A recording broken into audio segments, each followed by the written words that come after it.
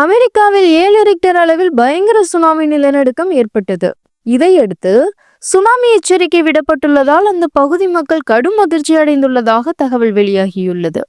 அமெரிக்காவின் கலிபோர்னியா மாகாணத்தில் San Francisco விரிகுடா பகுதியில் 7.0 அளவில் சக்தி வாய்ந்த நிலநடுக்கம் ஏற்பட்டது.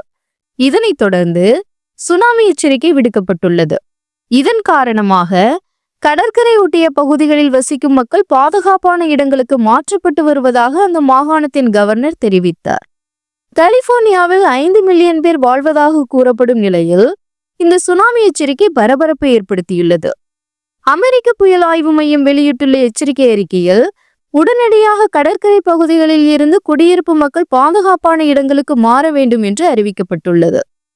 கலிபோர்னியா மாகாணத்தில் ஏற்பட்ட இந்த நிலநடுக்கம் சான் பிரான்சிஸ்கோ வரை உணரப்பட்டதாகவும் கூறப்படுகிறது.